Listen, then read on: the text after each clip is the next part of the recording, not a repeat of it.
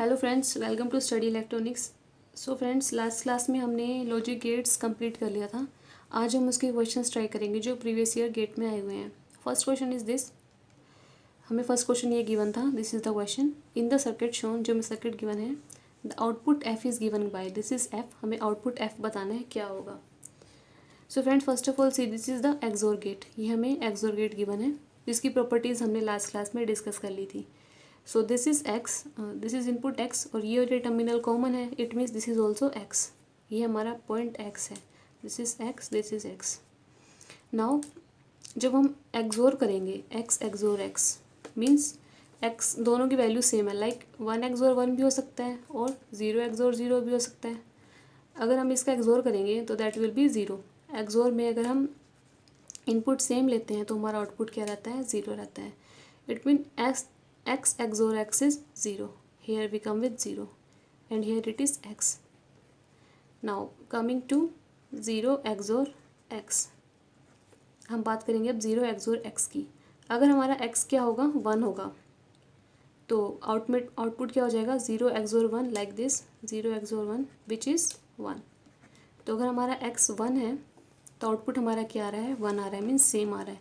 It means x, 0 XOR x क्या हो जाएगा, x हो जाएगा। ये हमने प्रॉपर्टी वैसे लास्ट क्लास में देख भी ली थी, मैंने विद एग्जांपल आपको बता दिया है कि अगर x की वैल्यू हमने 1 ली तो 0 XOR 1 क्या हो जाएगा, 1 विच इज़ x ओनली। अगर हमने x की वैल्यू 0 ली तो that will be 0 XOR 0 is 0। It means x और x दोनों इनपुट और आउटपुट सेम आ रहे हैं। इट मीन्स जो हमारा 0 XOR x वो क्या हो जाएगा, x हो जाएगा। एंड यहाँ पे क्या हो रहा है हमारा x XOR x, दोबारा x XOR x हमारा क्या होता है, 0। इट मीन्स जो हमारा फंक्शन f है वो क्या आएगा, 0 आएगा। ना friends, coming to next question, ये भी हमारा प्रीवियस ईयर गेट क्वेश्चन है। In the circuit shown,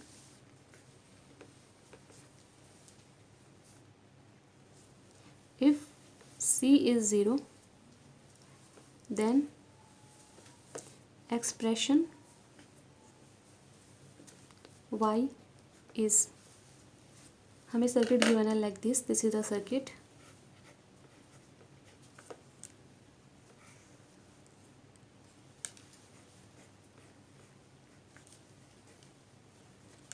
This is A, this is B and this is C.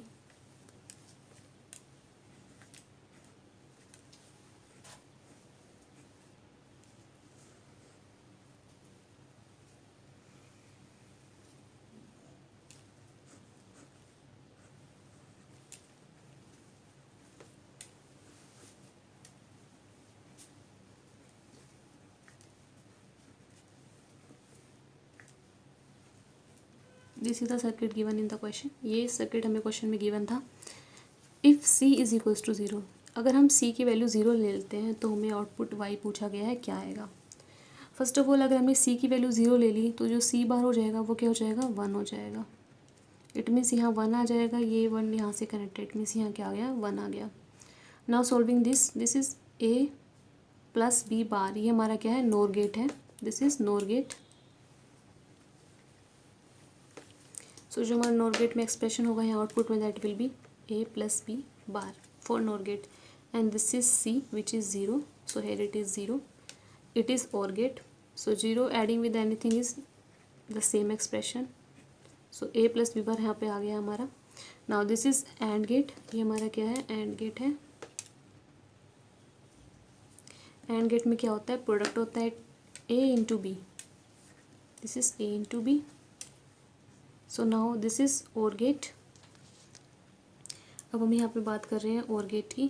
और गेट में क्या होगा हमारा, a into B plus a plus B whole bar, ये हमारा आउटपुट में आ जाएगा यहाँ पे a into B plus a plus B whole bar, this and this दोनों का एडिशन। नाउ जो ये हमारा इस पॉइंट पे वैल्यू आई है और जो ये हमारा 1 है, ये क्या है हमारा नैंड गेट। इट मीन्स इनका प्रोडक्ट करके उसका क्या करना है, हमें बार लेना है लाइक दिस। इस एक्सप्रेशन को अगर हम 1 से मल्टीप्लाई करेंगे तो एक्सप्रेशन हमारा सेम ही रहेगा, which is this a plus B bar का whole bar in case of NAND gate. इसको मैंने क्या किया, इसको मैंने 1 से मल्टीप्लाई किया फॉर दिस आउटपुट और फिर क्या कर दिया, उसका बार कर दिया। Now solve this by D Morgan's theorem, जो हमने लास्ट क्लास में डिस्कस की थी।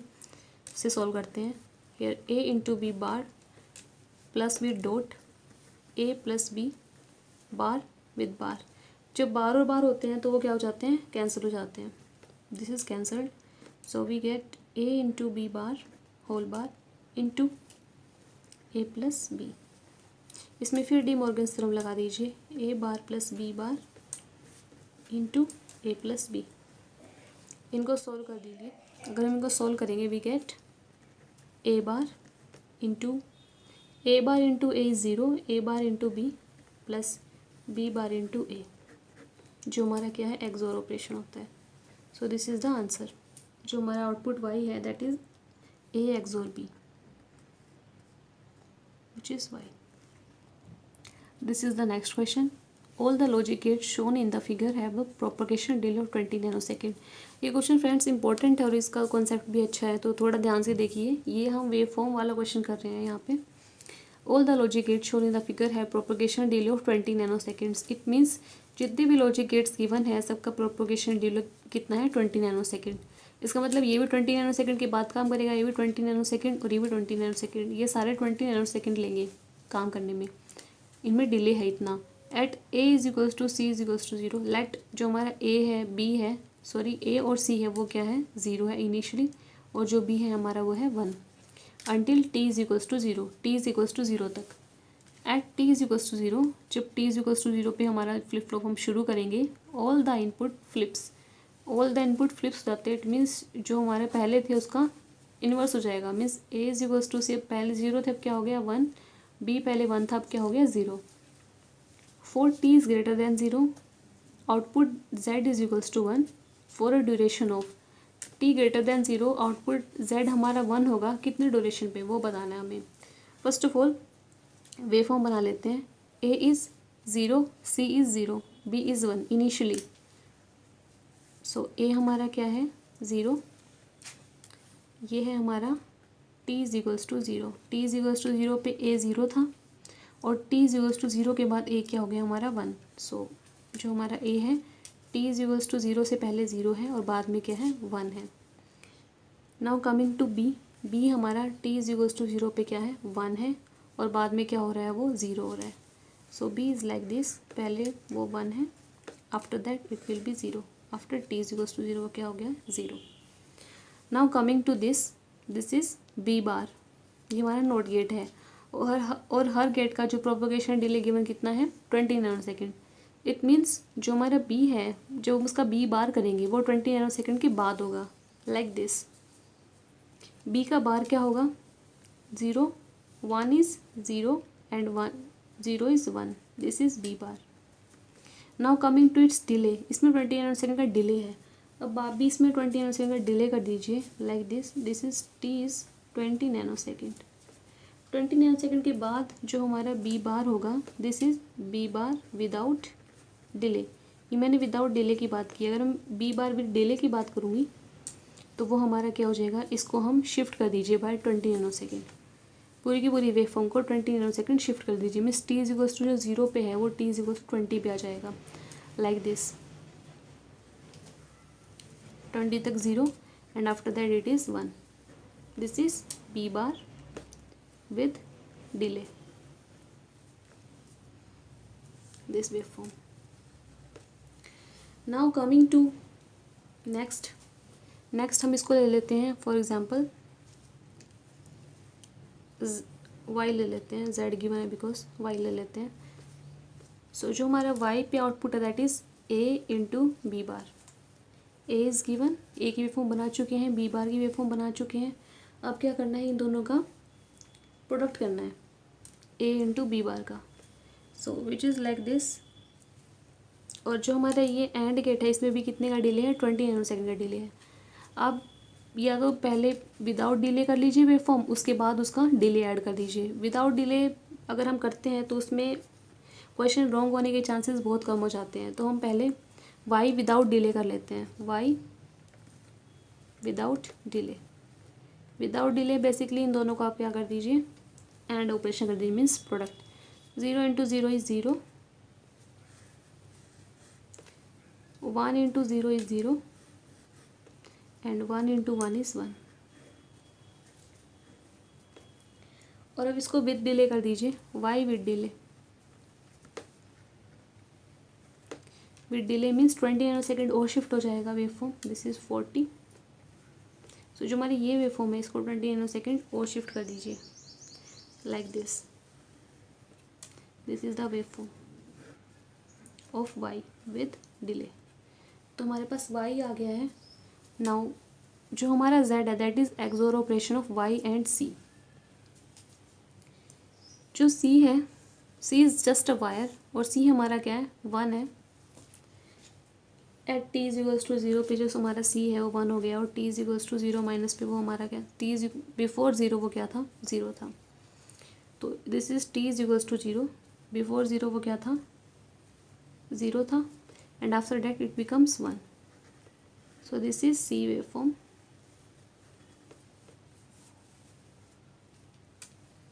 ये है हमारी सी, ये जो वेव फॉर्म है ये हमारी है सी की।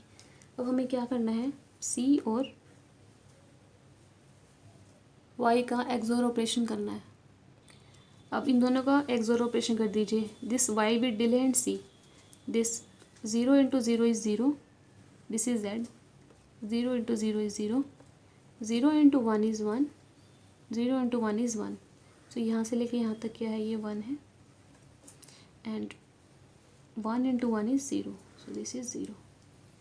Now this is t is equals to 0 and this is t is equals to 40 nano seconds. Here अब आप जो हमारा एक्सोर है उसमें भी डिले रहेगा 20 नैनो सेकेंड का। जो हम इसको शिफ्ट करेंगे 20 नैनो सेकेंड से, तो ये हमारा कुछ ऐसे आ जाएगा। This is 20 and this is 60, this is 60 nano second and this is 20 nano second. तो हमें क्वेश्चन में क्या पूछा गया है, this is Z with delay, this is without.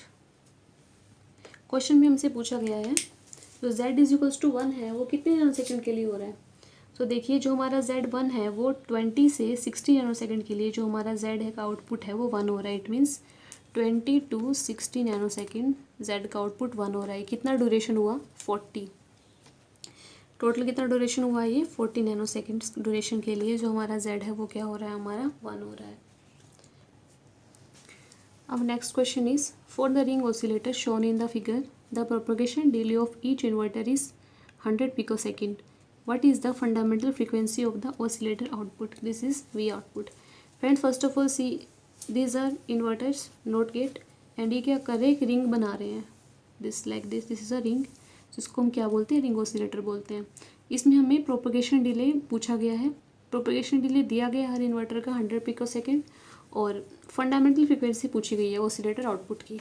ये क्वेश्चन फ्रेंड्स हमने बेसिक में डिस्कस नहीं किया था, तो हम इसे यहाँ बाय क्वेश्चन डिस्कस कर लेते हैं। इसका क्या फॉर्मूला रहता है। First of all here 1 2 3 4 5 total 5 inverters हैं, और हर का प्रोपगेशन डिले क्या है, 100 पिको सेकेंड। सो जो हमारा प्रोपगेशन डिले ऑफ 5 इन्वर्टर्स